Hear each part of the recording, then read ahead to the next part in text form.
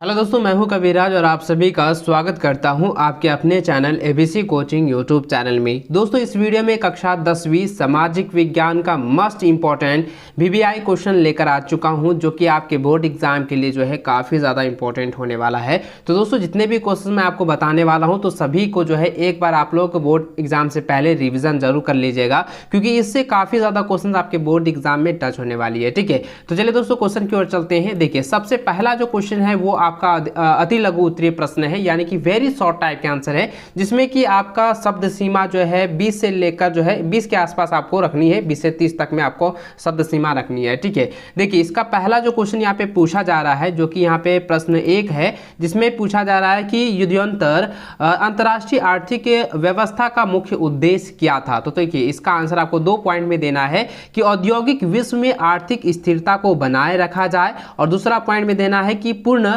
रोजगार के साधनों का विकास किया जाए। ठीक है, इस प्रकार से आपको 2 पॉइंट में दे देना है। ठीक है, दूसरा देखिए क्वेश्चन यहाँ पे पूछा जा रहा है कि पूर्व औद्योगिकरण से आप क्या समझते हैं, यानी कि यहाँ पे पूछा जा रहा है कि औद्योगिकरण से आप का क्या तात्पर्य है। तो इसका आंसर इस प्रकार देना है कि यूरोप में बड़े बड़े कारखानों की स्थापना के पूर्व भी अंतर्राष्ट्रीय बाजारों के लिए बड़े पैमानों पर औद्योगिक उत्पादन होने लगा था। यह उत्पादन जो है कारखानों में ना होकर गाँवों में ग्रामीण कारीगरों द्वारा जो है होता था, और इन पर सौदागरों का नियंत्रण होता था। इसे ही पूर्ण औद्योगिकरण या आदि औद्योगिकरण के नाम से जाना जाता है। तो ये इस प्रकार से आपको आंसर दे देना है। ठीक है, चलिए अगला क्वेश्चन देखिए, आपका काफ़ी इंपॉर्टेंट क्वेश्चन है ये। आप लोग जो है ये तीसरा नंबर जो क्वेश्चन आपको यहाँ पे बताने वाला हूँ, इसका सोल्यूशन भी दे रहा हूँ, तो आप इसको अच्छे से जो है रिविजन कर लीजिए, अच्छे से इसको रट लीजिए, क्योंकि ये एग्जाम्स में 100% एग्जाम में टच होने वाला है। ठीक है, देखिए यहाँ पे क्वेश्चन पूछा जा रहा है कि लौह खनिज और अलौह खनिज में 2 अंतर स्पष्ट करें। तो यहाँ पे सिर्फ 2 अंतर पूछा जा रहा है, तो आपको किस प्रकार लिखना है कि लौह खनिज और अलौह खनिज में अंतर। तो इस प्रकार जो है आपको इस तरह के जो है कॉलम बना लेना है। ठीक है, अगर आप उस तरीके से बनाते हैं जबकि लेकर जो आप उस तरह से जो है लाइनिंग बाय लाइन आप लोग अंतर दर्शाते हैं, तो उसमें नंबर कटने का चांस रहता है। इसलिए दोस्तों आप इस कॉलम के अनुसार आप बनाएंगे तो आपको नंबर फुल में फुल मिल जाएगा। ठीक है, देखिए सबसे पहले आपको लौह खनिज एक साइड लिख देना है, उसके साइड दूसरे साइड जो है अलौह खनिज लिखना है। ठीक है, लौह खनिज में पहला लिख देना है कि लौह खनिज में कठोरता पाई जाती है। अलौह खनिज में लिखना है कि अलौह खनिजों में जो है कठोरता नहीं पाई जाती है।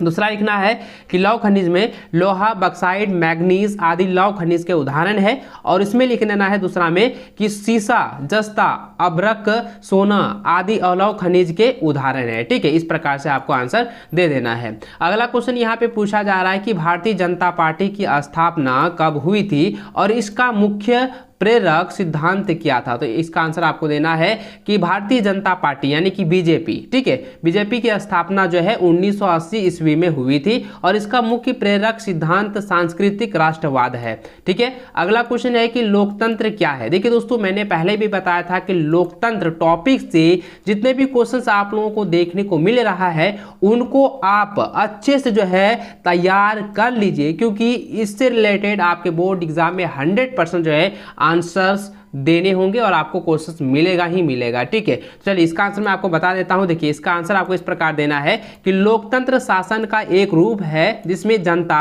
शासकों का चुनाव करती है। ठीक है, यानी क्या होगा, लोकतंत्र क्या है, यानी ऐसे भी कह सकते हैं कि लोगों द्वारा चुने गए शासक को ही लोकतंत्र कहा जाता है। इस प्रकार से भी आप लोग आंसर दे सकते हैं। ठीक है, चलिए अगला क्वेश्चन देखिए, 6ठा नंबर है। कहता है, क्वेश्चन यहाँ पे पूछा जा रहा है कि बैंकों के सबसे महत्वपूर्ण कार्य क्या होता है। तो देखिए बैंकों का सबसे महत्वपूर्ण कार्य होता है जनता से धनराशि जमा करना तथा जनता को ऋण देने का काम करता है। ठीक है, इस प्रकार से आपको आंसर दे देना है। अगला क्वेश्चन देखिए, यहाँ पे 7वां नंबर क्वेश्चन पूछा जा रहा है कि विदेश व्यापार के उदारीकरण से आप क्या समझते हैं। तो आंसर आपको इस प्रकार देना है कि विदेश व्यापार और विदेशी निवेश पर सरकार द्वारा निर्धारित अवरोधकों एवं प्रतिबंधों को हटाने की प्रक्रिया ही विदेश व्यापार का उदारीकरण कहलाता है। इस प्रकार से आपको आंसर दे देना है। ठीक है, चलिए अगला क्वेश्चन देखिए दोस्तों, अगला क्वेश्चन आपका जो है लघु उत्तरीय प्रश्न है, यानी कि शॉर्ट टाइप का आंसर है, जो कि आपके बोर्ड एग्जाम में जो है इसी टाइप के क्वेश्चन आप लोगों को देखने को मिलने वाला है। मैंने पहले भी बताया था कि आप लोग जो है अच्छे से इसकी तैयारी कीजिएगा,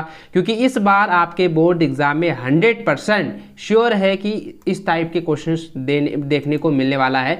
जैसे कि यहाँ पे क्वेश्चन आप देख पा रहे हैं, 8वां नंबर क्वेश्चन कह रहा है कि 16वीं सदी में दुनिया सिकुड़ने लगी थी, इसका क्या मतलब है, व्याख्या करें। ठीक है, तो देखिए इसका जो है 3-4 पॉइंट आपको दर्शाना है। ठीक है, यहाँ पे देखिए पहला पॉइंट मैंने दर्शाया है कि संसार के विभिन्न महाद्वीपों के लोगों के बीच पारस्परिक संबंधों में वृद्धि हुई। और दूसरा लिख देना है कि 16वीं सदी से पहले तक विभिन्न महाद्वीपों के लोगों के बीच जो है अंतर संबंध और व्यापार और व्यवसाय का अभाव था। और तीसरा पॉइंट लिख देना है कि लेकिन 16वीं सदी में संसार के महाद्वीपों के बीच जो है व्यापार, व्यवसाय और सांस्कृतिक विचारों का आदान प्रदान और लोगों की आवाजाही बढ़ी, जो अमेरिका से एशिया होकर यूरोप और अफ्रीका तक पहुंची। इस प्रकार से आपको आंसर दे देना है। ठीक है, तो इसको जो है आप लोग अच्छे से जो है रिवीजन करते जाइएगा, आप सभी के लिए काफ़ी इंपॉर्टेंट होने वाला है। देखिए चलिए अगला क्वेश्चन मैं आपको बता देता हूँ। देखिए अगला क्वेश्चन आपका जो है 9 नंबर है, जिसमें यहाँ पे क्वेश्चन ये पूछा जा रहा है कि 17वीं शताब्दी यानी कि 17वीं शताब्दी में जो है यूरोपीय शहरों के सौदागर गांवों में किसानों और कारीगरों से काम करवाने लगे, व्याख्या करें। तो आपको इस प्रकार देना है, उत्तर इस प्रकार लिखना है कि 17वीं शताब्दी में जो है यूरोप शहरों के सौदागर गांवों में किसानों और कारीगरों से काम करवाने लगे। उन्होंने ऐसा नामांकित कारणों से किया। तो निम्नलिखित कारणों से क्या है, किस प्रकार किया है, मैं आपको पॉइंट बाय पॉइंट आपको बताऊंगा। इसी प्रकार से आपको आंसर भी देना है। ठीक है, देखिए पहला पॉइंट मैंने यहाँ पे बताया है कि उस समय जो है विश्व व्यापार के विस्तार और उपनिवेशों की स्थापना के कारण चीजों की मांग जो है बढ़ने लगी थी। इसलिए उद्योगपति और व्यापारी अपना उत्पादन बढ़ाना चाहते थे, परंतु शहरों में रहकर ऐसा नहीं कर सकते थे, क्योंकि वहां मजदूर संघों और व्यापारिक गिल्ड्स काफी शक्तिशाली थे, जो उनके लिए अनेक समस्याएं पैदा कर सकते थे। ठीक है, और दूसरा पॉइंट में लिख देना है कि शासकों ने भी विभिन्न गिल्ड्स को खास चीजों के उत्पादन और व्यापार का एकाधिकार दे रखा था। ठीक है, यानी कि शासन व्यवस्था में भी जो गिल्ड्स को जो है खास चीजों का उत्पादन और व्यापार के लिए एकाधिकार दे रखा था, इसलिए जो है समस्याएं हुई थी। देखिए इसके बाद तीसरा पॉइंट आपको इस प्रकार देना है कि ग्रामीण क्षेत्रों में किसान लोग जो है और कारीगर ऐसे सौदागरों के लिए काम करने को तैयार थे, क्योंकि खुले खेत खत्म होने और कामनस्य भूमि की बाड़ाबंदी होने के कारण उनके पास जीने के बहुत कम ही साधन बचे हुए। ठीक है, यानी कि उसके पास जो है अपने जीवन यापन के लिए बहुत ही कम साधन बचे हुए थे। इसलिए ग्रामीण क्षेत्रों के किसान जो है वो कारीगर के ऐसे सौदागरों के पास काम करना चाहते थे, जो कि खुले खेत में खत्म होने के कारण उनके पास जो है बड़ाबंदी होने के कारण वो सिर्फ अपने जीवन यापन के लिए काम करना पसंद करते थे। ठीक है, चलिए अगला क्वेश्चन मैं आपको बता देता हूँ दोस्तों। अगला क्वेश्चन आपका 10वां नंबर है। देखिए यह जो क्वेश्चन है, ये जो आपका इकोनॉमिक्स का जो ये सवाल पूछा गया है, ये काफ़ी इंपॉर्टेंट है। ठीक है, देखिए यहाँ जो ये आपका भूगोल का है। ठीक है, ये वाला जो सवाल है 10वां नंबर काफ़ी इंपॉर्टेंट है।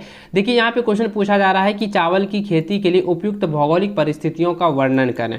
तो देखिए इस प्रकार आपको देना है कि चावल की खेती के लिए उपयुक्त भौगोलिक परिस्थितियां इस प्रकार है। पहला पॉइंट लिख देना है कि चावल के लिए उष्ण और आर्द्र जलवायु बहुत अनुकूल है। और दूसरा लिख देना है कि इसके लिए औसत वार्षिक वर्षा 100 सेंटीमीटर से अधिक और तापमान 24 डिग्री सेंटीग्रेड से कम होना चाहिए। ठीक है, यानी कि तापमान जो है 24 डिग्री सेल्सियस से कम होना चाहिए, अधिक होना चाहिए। ठीक है, सॉरी यहाँ पे अधिक होना चाहिए, तभी जो है चावल की खेती हो सकती है, चावल का जो है पौधा उपज हो सकता है। उसके बाद तीसरा पॉइंट में लिख देना है गौ में कि दोमट उपजाऊ मिट्टी जिसमें काफ़ी समय तक पानी इकट्ठा रह सके, इस फसल के लिए बहुत उपयोगी है। भूमि समतल होनी चाहिए। नदी घाटियों और डेल्टा प्रदेशों में पाई जाने वाली जलोढ़ मिट्टी चावल के लिए आदर्श होती है, यानी कि चावल की खेती के लिए काफ़ी इंपॉर्टेंट होता है, ये महत्वपूर्ण भूमिका निभाती है। उसके बाद चौथा पॉइंट में लिखना है कि इसलिए चावल अधिकतर पश्चिम बंगाल, उत्तर प्रदेश, आंध्र प्रदेश, केरल और तमिलनाडु के क्षेत्रों में खूब उगाया जाता है, यानी कि बहुत ही मात्रा में उगाया जाता है। ठीक है,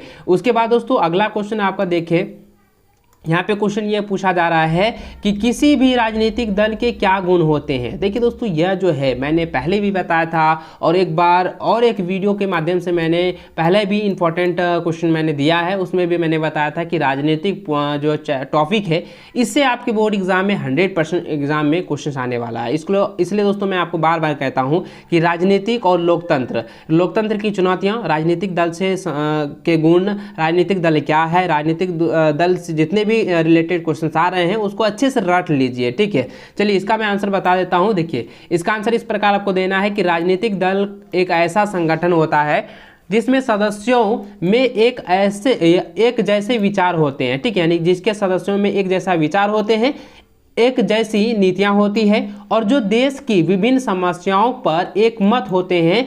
एक राजनीतिक दल में निम्नलिखित गुण होते हैं। तो निम्नलिखित गुण किस प्रकार है, तो इस प्रकार मैंने आपको यहाँ पे दर्शाया पॉइंट बाय पॉइंट, उसी प्रकार से भी आपको देना है। देखिए यहाँ पे सबसे पहला पॉइंट मैंने बताया है कि एक विशेष संगठन होना चाहिए। ठीक है, इसका मैं कुछ परिभाषित किया हूँ, इसको भी आप लोग कर देना है इसी प्रकार से, आप लोग इसको नोट करते जाइएगा। ठीक है, देखिए यहाँ पे सबसे पहला पॉइंट में लिखना है कि एक विशेष संगठन, उसके बाद लिखना है हर एक राजनीतिक दल का एक संगठित ढांचा होता है, नीचे से लेकर ऊपर तक के पदाधिकारियों को चुनने की विशेष व्यवस्था होती है, हर एक सदस्य को यह पता होता है कि उसे क्या करना है। ऐसे व्यवस्थित संगठन के बिना कोई राजनीतिक दल लंबे समय तक टिक नहीं सकता है। अगला आपको पॉइंट मिल देना है कि विचारधारा में एकता। अगर दोस्तों मान के चलिए राजनीतिक दल में विचारधारा में एकता ही नहीं होगी तो क्या वो शासक बन पाएंगे या उसकी जो है दल की जो है शासक चुने जाएंगे? नहीं चुने जाएंगे। इसलिए दोस्तों ये काफ़ी इंपॉर्टेंट होता है, इसलिए मैंने सेकेंड पॉइंट में रखा है कि विचारधारा में एकता। ठीक है, तो इसको इस प्रकार लिखना है कि एक सुव्यवस्थित संगठन के साथ किसी भी राजनीतिक दल में विचारधारा की एकता का होना आवश्यक है। हर एक दल के लक्ष्य होते हैं कि जो वे लोगों के सामने रखते हैं उनका विश्वास प्राप्त करते हैं और चुनाव जीतने के प्रयत्न करते हैं। पार्टी का हर एक सदस्य इस उद्देश्यों और नीतियों को प्राप्त करने में प्रत्यक्षशील रहते हैं। ठीक है, प्रत्यक्षशील होते हैं, इस प्रकार भी आप लोग लिख सकते हैं। चलिए अगला पॉइंट आपको इस प्रकार देना है कि संवैधानिक तरीकों में अडिग विश्वास। तो इसका इस प्रकार देना है कि कोई भी राजनीतिक दल हो उसे अपने देश के संविधान में अडिग विश्वास होता है। वे स्वच्छ और स्वतंत्र चुनाव पद्धति में विश्वास रखते हैं और चुनावों के परिणामों से अपनी सहमति प्रकट करते हैं। किसी भी हालत में वे गुंडाबाजी और चुनाव केंद्रों पर कब्जा करने की नहीं सोचते। अगला पॉइंट आपको लिखना है कि जीतने के पश्चात यानी कि जीतने के बाद जो है अपनी नीतियों पर अमल करना, यानी कि जो वो नीति बनाए हैं उस पर अमल करेंगे। तो हर राजनीतिक दल यदि वह अपनी सरकार बना लेता है, उन नीतियों को पूरा करने का प्रयत्न करता है तो उसे अपने अपने घोषणा पत्रों में दे रखी होती है। यानी कि जब चुनाव होते हैं तो वो सभी राजनीतिक दल जो है अपना अपना एक घोषणा पत्र बनाते हैं कि हम ये करेंगे, वो करेंगे, ये करेंगे, सारी चीजें घोषणा पत्र में वो लिखी रहती है। ठीक है, इस प्रकार से वो घोषणा पत्र जो है यानी कि अपनी नीतियों पर वो अमल करते हैं। ठीक है, चलिए अगला क्वेश्चन देखते हैं दोस्तों। यहाँ पे 12 नंबर क्वेश्चन ये पूछा जा रहा है जो कि काफी इंपॉर्टेंट है। यहाँ पे क्वेश्चन ये कहा जा रहा है कि लोकतंत्र में सभी नागरिकों को एक ही वोट का अधिकार है। इसका मतलब है कि लोकतंत्र में किसी तरह का प्रभुत्व और टकराव नहीं होता। उपयुक्त कथन के पक्ष या विपक्ष में तर्क दीजिए, यानी कि आपको तर्क देना है। ठीक है, तो आंसर इस प्रकार देना है कि इस कथन में काफ़ी सच्चाई है क्योंकि लोकतंत्र में सभी को एक ही वोट का अधिकार है, इसलिए लोकतंत्र में किसी तरह का प्रभुत्व और टकराव नहीं होता।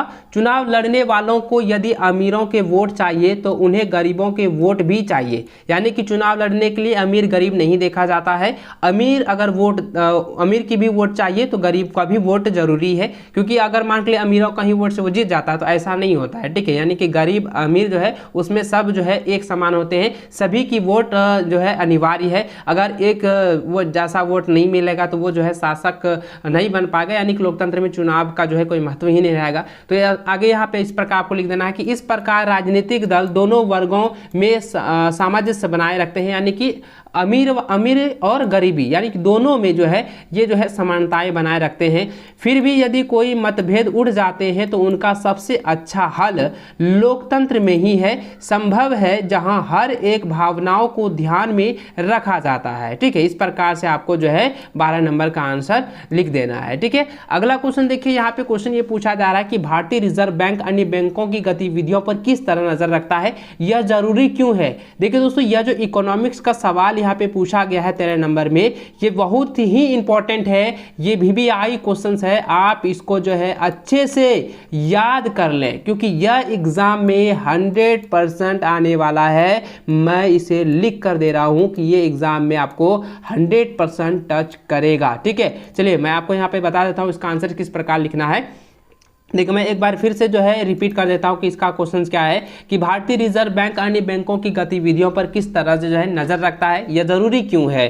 तो देखिए आंसर इस प्रकार लिखना है कि रिजर्व बैंक अन्य बैंकों की आर्थिक गतिविधियों पर निम्नलिखित तरीकों से नजर रखता है। तो पहले लिख देना है कि हर बैंक अपने पास जमा पूंजी का एक न्यूनतम राशि रखता है। रिजर्व बैंक इस बात का ध्यान रखता है कि प्रत्येक बैंक ने वह न्यूनतम राशि अपने पास रखती है या नहीं। ठीक है, पहला पॉइंट इस प्रकार देना है। उसके बाद दूसरा पॉइंट में आप लोगों को लिखना है कि रिजर्व बैंक इस बात पर भी नजर रखता है कि बैंक केवल लाभ कमाने वाली इकाइयों और व्यापारियों को ही तो ऋण नहीं दे रहे हैं, बल्कि वे छोटे किसानों, छोटे उद्योग चलाने वालों और छोटे ऋण प्राप्त करने वालों को भी ऋण दे ताकि जन साधारण का कल्याण हो सके। तीसरा पॉइंट आपको लिख देना है कि रिजर्व बैंक विभिन्न बैंकों से यह भी नियंत्रण जानकारी प्राप्त करता रहता है कि वे किन किन को कर्ज दे रहे हैं या किन को किस ब्याज पर जो है दे रहे हैं। यहाँ पे आगे लिख देना है कि कोई तो ना ठगा जाए। इस तरीके से जो है रिजर्व बैंक जो है ग्रामीण बैंकों पर या अन्य बैंकों पर जो है ये भारतीय रिजर्व बैंक अन्य बैंकों पर ये गतिविधियों के अनुसार जो है नजर रखती है। ठीक है, चलिए अगला क्वेश्चन जो है 14 नंबर जो कि काफी इंपॉर्टेंट है आपके बोर्ड एग्जाम के लिए। यहाँ पे क्वेश्चन पूछा जा रहा है कि भारत सरकार द्वारा विदेशी व्यापार एवं विदेशी निवेश पर अवरोधक लगाने के क्या कारण थे, इन अवरोधकों को सरकार क्यों हटाना चाहती थी। तो इसका आंसर आपको लिख देना है कि विदेशी व्यापार एवं विदेशी निवेश पर भारतीय सरकार द्वारा अवरोधक लगाए जाने के कारण निम्नलिखित है या निम्नांकित है। तो इस प्रकार आपको देना है पॉइंट बाय पॉइंट। पहला पॉइंट लिख देना है कि ऐसा इसलिए किया गया ताकि विदेशी स्पर्धा से देश के उत्पादकों को संरक्षण प्रदान किया जा सके। अगला लिख देना है कि प्रतिस्पर्धा से भारत के नव उदित उद्योग ठप पढ़ सकते थे। तो ठीक है, इस प्रकार से आपको आंसर भी सबमिशन कर देना है यानी कि लिख देना है। ठीक है, चलिए अगला पॉइंट में आपको लिख देना है कि ऐसे में यही उचित समझा गया कि केवल उन्हीं वस्तुओं का आयात किया जाए जिनके बिना काम चलाना कठिन है और जो बिल्कुल अनिवार्य है, जैसे कि मशीनरी, उर्वरक, पेट्रोलियम, ये सभी काफ़ी इंपॉर्टेंट है। ऐसे में इन सभी को जो है ज़्यादातर ध्यान में रखा जाए, इसलिए जो है ऐसा किया गया। ठीक है, उसके बाद दोस्तों आपको यहाँ पे जो क्वेश्चन इसमें ये भी क्वेश्चन पूछा जा रहा था कि इन अवरोधकों को सरकार जो है क्यों हटाना चाहती थी। तो इसके बारे में आपको इस प्रकार लिख देना है कि भारतीय सरकार द्वारा अवरोधकों को हटाने के निम्न कारण है। तो पहला पॉइंट देना है कि भारतीय सरकार ने सोचा कि वह समय आ गया है जब भारतीय उद्योगपति प्रतिस्पर्धा का मुकाबला करने में सक्षम हो चुके हैं। दूसरा पॉइंट भी देना है कि इस प्रतिस्पर्धा के कारण भारतीय उत्पादक अपने माल में सुधार करने का प्रयत्न करेंगे ताकि उनका माल विदेशों में बड़ी मात्रा में बिक सके। तीसरा पॉइंट देना है कि एक स्वच्छ प्रतिस्पर्धा चीज़ों की गुणवत्ता बढ़ाने में बड़ी सहायक सिद्ध होगी। इन बातों को ध्यान में रखते हुए भारतीय सरकार ने 1991 से धीरे धीरे आयात पर लगे हुए बहुत से प्रतिबंधों को हटाना शुरू कर दिया और इससे यह लाभ हुआ कि भारत में अनेक अंतर्राष्ट्रीय कंपनियों ने अपना निवेश करना शुरू कर दिया और भारतीय खरीदार को भी विभिन्न प्रकार का सामान आसानी से और सस्ते दामों में मिलने लगा। इस प्रकार से आपको आंसर लिख देना है। ठीक है, चलिए अगला क्वेश्चन आपका जो है दीर्घ उत्तरीय प्रश्न है, यानी कि लॉन्ग टाइप के क्वेश्चन यहाँ पे पूछे गए हैं, जिसमें पहला क्वेश्चन जो कि 15 नंबर है वो कि VBI क्वेश्चन है, काफी इंपॉर्टेंट है। जो कि यहाँ पे क्वेश्चन ये पूछा जा रहा है कि महामंदी के कारणों की व्याख्या करें। देखिए दोस्तों, महामंदी से जो क्वेश्चन यहाँ पे पूछा गया है 15 नंबर क्वेश्चन को आप लोग जो है अच्छे से रट लीजिए। ठीक है, चलिए मैं इसका आंसर बता देता हूं। देखिए इसका आंसर इस प्रकार लिख देना है कि 1929 ईस्वी में समस्त संसार को एक भयंकर आर्थिक संकट ने आ घेरा। ऐसा आर्थिक संकट पहले कभी देखने में नहीं आया था। यह संकट संयुक्त राष्ट्र अमेरिका में 1929 ईस्वी में पैदा हुआ और देखते ही देखते यह 1931 ईस्वी तक रूस को छोड़कर विश्व के अनेक देशों में फैल गया। ठीक है, उसके बाद आपको लिख देना है कि पैराग्राफ चेंज करने के बाद आर्थिक संकट 1929 के लिए उत्तरदायी कारण और कारक इस प्रकार है। पहला पॉइंट इस प्रकार देना है कि यह संकट औद्योगिक क्रांति के कारण चीजों की आवश्यकता से अधिक उत्पादन के कारण पैदा हुआ। 1930 ईस्वी में अमेरिका में तैयार माल के इतने भंडार हो गए कि उनका कोई खरीदार ना रहा। दूसरा पॉइंट देना है कि प्रथम विश्व युद्ध के कारण यूरोप के देश इतने बर्बाद हो गए थे कि वे अमेरिका से माल आयात करने की अवस्था में ना थे। ठीक है, इस प्रकार आपको आंसर देना है। तीसरा पॉइंट आपको इस प्रकार लिख देना है कि जब तैयार माल का कोई खरीदार ना रहा तो वहां कारखाने बंद हो गए और हजारों मजदूर बेरोजगार हो गए। चौथा पॉइंट देना है कि जब कारखाने बंद हो गए तो किसानों की पैदावार का भी कोई खरीदार ना रहा। इस तरह किसानों के लाभ में भी कमी आ गई और कृषि मजदूरों की मजदूरी कम हो गई। ठीक है, इस प्रकार से आपको आंसर दे देना है। ठीक है, चलिए अगला क्वेश्चन देखिए दोस्तों, 16वां नंबर, जो कि काफी इंपॉर्टेंट है। यहाँ पे क्वेश्चन जो पूछा गया है कि भारत में लोकतांत्रिक अधिकारों की चर्चा करें। ठीक है, देखिए यहाँ पे भारत में जो है लोकतांत्रिक अधिकारों की चर्चा के बारे में यहाँ पे पूछा गया है कि आप लोग जो है इस पर चर्चा करें। तो देखिए आपको इस प्रकार आंसर देना है कि लिखना है कि लोकतांत्रिक अधिकारों का अभिप्राय उन अधिकारों से है जो कि नागरिकों को राज्य की ओर से शासन में भाग लेने के उद्देश्य से प्रदान किए जाते हैं। लोकतांत्रिक अधिकार से तात्पर्य उन व्यवस्थाओं से है जिनमें नागरिकों को शासन कार्य में भाग लेने का अवसर प्राप्त होता है। प्रजातंत्रीय शासन व्यवस्था में इन अधिकारों का और भी अधिक महत्व है। इससे नागरिकों को राजनीतिक प्रशिक्षण प्राप्त होता है, यानी कि इससे जो है नागरिकों में जो राजनीतिक प्रशिक्षण होता है वो काफ़ी आसान होता है। ठीक है, उसके बाद आगे लिखना है कि निर्वाचन में भाग लेने से राजनीतिक कार्यों को करने की क्षमता और उत्तरदायित्व की भावना का विकास होता है। उसके बाद आपको प्रमुख लोकतांत्रिक अधिकार के बारे में जो है बता देना है। पहला जैसे कि मैंने यहाँ पे बताया कि मतदान का अधिकार, दूसरा निर्वाचित होने एवं राजनीतिक पद पाने का अधिकार, तीसरा जो है प्रार्थना पत्र देने का अधिकार, और चौथा लिख देना है कि कानून के समक्ष समता का अधिकार, और छठा जो है सरकार की आलोचना करने का अधिकार इत्यादि। इस प्रकार से आपको आंसर दे देना है। ठीक है, ये जो क्वेश्चंस है 16वां नंबर, आप इसको अच्छे से याद कर लें, क्योंकि मैंने पहले भी बताया था कि लोकतांत्रिक से रिलेटेड जो भी क्वेश्चन आएगा उसको अच्छे से पढ़ लें, अच्छे से उसको जो है रिवीजन कर लें। ठीक है, चलिए अगला क्वेश्चन देखिए 17वां नंबर है, जिसमें यहाँ पे क्वेश्चन पूछा गया है कि हमें भारत में ऋण के औपचारिक स्रोतों को बढ़ाने की क्यों ज़रूरत है। पहला लिख देना है कि ऋण की मुख्य दो स्रोत हैं, औपचारिक और अनौपचारिक।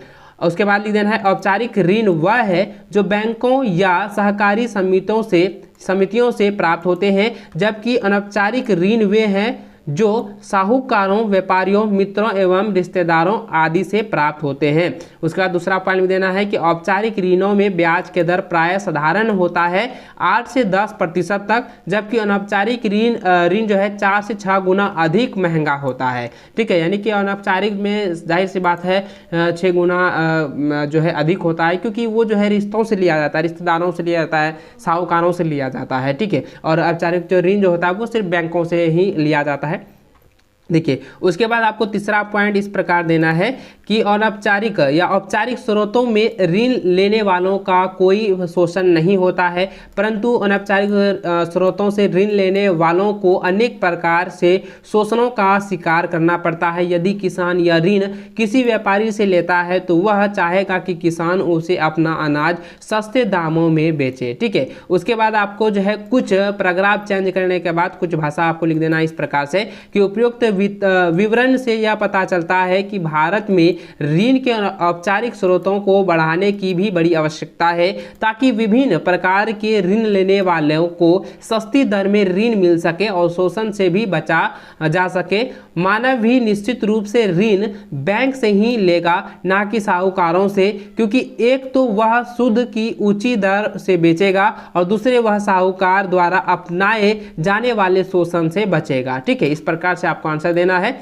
अगला क्वेश्चन आपका 18 नंबर है, जो कि यहाँ पे क्वेश्चन पूछा गया है कि भारत के 18 नंबर का एक पहला क्वेश्चन है कि भारत के किन्हीं 4 लौह अयस्क पेटियों की व्याख्या करें। तो आंसर इस प्रकार लिखना है कि भारत के 4 प्रमुख लौह अयस्क पेटियां, पहला लिख देना है उड़ीसा झारखंड पेटी, जिसमें आपको परिभाषा के अनुसार लिख देना है कि उड़ीसा से उच्च कोटि का हेमेटाइट किस्म का लौह अयस्क मयूरभंज व केदुरझर जिलों में बादाम पहाड़ खदानों से निकाला जाता है। इसी से सिंध झारखंड से सिन्नभूम जिले में गुआ और नवामुंडी से हेमेटाइट अयस्क का खनन किया जाता है। दूसरा लिख देना है कि दुर्ग बस्तर चंद्रपुर पेटी। ठीक है, दूसरा क्या लिख देना है, दुर्ग बस्तर चंद्रपुर पेटी। इसमें आपको लिख देना है कि यह पेटी महाराष्ट्र छत्तीसगढ़ राज्यों के अंतर्गत पाई जाती है। छत्तीसगढ़ के बस्तर जिले में बेलाडीला पहाड़ी श्रृंखलाओं में अति उत्तम कोटि का हेमेटाइट पाया जाता है, जिससे इस गुणवत्ता के लौह के 14 जमाव मिलते हैं। इसमें इस्पात बनाने में आवश्यक सर्वश्रेष्ठ भौतिक गुण विद्यमान है। इन खदानों का लौह अयस्क विशाखापत्तनम से जापान तथा दक्षिण कोरिया को निर्यात किया जाता है। अगला जो आपको पॉइंट लिख देना है इस तरह से कि बेलरी चित्रदुर्ग और उसके बाद चिकमगलूर तुमकुर पेटी। ठीक है, इस प्रकार से आपको जो है चौथा में लिख देना है या तीसरा में सॉरी, यहाँ पे इस प्रकार आपको भाषा के अनुसार लिख देना है, परिभाषा के अनुसार कि कर्नाटक की इस पेटी में लौह अयस्क की बृहत राशि संचित है। कर्नाटक में पश्चिमी घाट में अवस्थित केंद्र मुख की खान 7% निर्यात इकाई है। केंद्रमुख निक्षेप संसार के सबसे बड़े निक्षेपों में से एक माने जाते हैं। लौह अयस्क करदम्ब रूप से पाइपलाइन द्वारा मैंगलोर के निकट एक पतन पर भेजा जाता है। ठीक है, उसके बाद चौथा में लिख देना है, क्योंकि 4 गो पूछा गया था तो 4 गो चौथा में लिख देना है महाराष्ट्र गोवा पेटी। यह पेटी गोवा तथा महाराष्ट्र राज्य के रत्नागिरी जिले में स्थित है। यद्यपि यहाँ का लोहा उत्तम प्रकार का नहीं है, तथापि इसका दक्षता के दोहन किया जाता है। मगाओ पतन से इसका निर्यात किया जाता है। ठीक है, तो चलिए इसका जो दूसरा क्वेश्चन यहाँ पे देखें 18 नंबर का, यहाँ पे क्वेश्चन ये पूछा गया है कि परंपरागत ऊर्जा और गैर परंपरागत ऊर्जा के साधनों में अंतर बताइए। तो अंतर इस प्रकार आपको बताना है कि परंपरागत ऊर्जा और गैर परंपरागत ऊर्जा के साधनों के अंतर इस प्रकार है। उसके बाद जो है इस प्रकार से आपको कॉलम के अनुसार आपको आंसर बताना है। ठीक है, जैसे मैंने यहाँ पे स्क्रीन पर आप देख पा रहे हैं, इसी तरह से आपको भी बताना है एग्जाम में। ठीक है, देखिए सबसे पहले आपको परंपरागत ऊर्जा एक साइड लिख देना है, उसके बाद आपको जो है एक साइड गैर परंपरागत ऊर्जा लिख देना है। आपको गैर परंपरागत ऊर्जा में पहला लिख देना है कि यह प्राचीन काल से प्रयोग होने वाले ऊर्जा के साधन है जिनकी मात्रा जो है सीमित है। उसके बाद इसमें लिख देना है कि यह भी प्राचीन काल से प्रयोग होने वाले किंतु इनका आज से संदर्भ में महत्व बढ़ गया है। ठीक है, उसके बाद परंपरागत का दूसरा लिख देना है कि ये समाप्त होने वाले साधन है। गैर परंपरागत का दूसरा लिख देना है कि ये कभी ना समाप्त होने वाले साधन है। ठीक है, यानी कि ये जो है कभी समाप्त ही नहीं होंगे। उसके बाद परंपरागत ऊर्जा में लिख देना है तीसरा में कि कोयला, पेट्रोलियम, परमाणु ऊर्जा, जल शक्ति परंपरागत ऊर्जा की श्रेणी में आता है। ठीक है, उसके बाद आपका तीसरा पॉइंट गैर परंपरागत में लिख देना है कि सौर ऊर्जा भूतापीय ऊर्जा, ज्वारी ऊर्जा, पवन ऊर्जा, कूड़े कचरे गोबर मलमूत्र से तैयार ऊर्जा इस श्रेणी में आते हैं, यानी कि गैर परंपरागत ऊर्जा के श्रेणी में आते हैं। ठीक है, उसके बाद परंपरागत ऊर्जा का चौथा पॉइंट लिख देना है कि यह ऊर्जा जो है सुविधाजनक और बहुप्रचलित रूप है। ठीक है, चौथा पॉइंट लेना। और गैर परंपरागत में लिख देना है कि गैर परंपरागत ऊर्जा के साधन आसानी से उपलब्ध है, लेकिन इनका उपयोग व्यापक एवं बड़े पैमानों पर नहीं होता है। ठीक है, इस प्रकार से आपको अंतर लिख देना है। ठीक है, देखिए अगला क्वेश्चन आपका 19 नंबर है, जो कि मानचित्र से है, जो कि आप हमारे स्क्रीन पर यहाँ पे देख पा रहे हैं कि यहाँ पे क्वेश्चन पूछा जा रहा है कि भारत के दिए गए रेखा मानचित्र के आणविक और तापीय ऊर्जा केंद्रों के नाम का मिलान करें, जिसमें कि यहाँ पे पहला जो दिया गया है तूतीकोरिन, तारापुर, कोलकाता, उसके बाद बरैनी, उसके बाद है कल्पम्य। तो यहाँ पे देखो, यहाँ पे जो दिया गया है ना, इसमें जो 5 को दिया गया है, पांचों को जो है ये अंकित करना है। ठीक है, जैसे यहाँ पे जो है, जो आपको यहाँ पे इसके यहाँ पे देख पा रहे हैं मानचित्र में, जैसे कि यहाँ पे दिया गया है। ठीक है, देखिए पहला जो यहाँ पे दिया गया है, दूसरा यहाँ पे है मानचित्र, तीसरा जो है यहाँ पर है, चौथा यहाँ पर और पाँचवा जो है यहाँ पे है। ठीक है, चलिए मैं इसका जो है आंसर बता देता हूँ कि 1 नंबर में क्या होगा। 1 नंबर में जो है वो आपका बरैनी हो जाएगा, दूसरा कोलकाता, तीसरा जो है तारापुर और चौथा जो है जाएगा कलपकम पे हो जाएगा। उसके बाद है जाएगा पांचवा का तूतीकोरिन। ठीक है, इस प्रकार से जो है आपका ये जितने भी मॉडल ये जो क्वेश्चन मैंने आपको बताया है, ये सभी मॉडल पेपर में कहीं ना कहीं क्वेश्चंस आपको मिलेंगे और ये काफ़ी ज़्यादा इंपॉर्टेंट क्वेश्चन है। इसलिए आप दोस्तों इस वीडियो में जितने भी क्वेश्चन मैंने बताया है उसको आप लोग रिविजन करके जाइएगा, क्योंकि इससे काफ़ी ज़्यादा क्वेश्चन आपके बोर्ड एग्जाम में आने के चांसेस हैं। तो चलिए दोस्तों, इस वीडियो में बस इतना ही। नेक्स्ट वीडियो में मिलते हैं, तब तक जय हिंद, वंदे मातरम।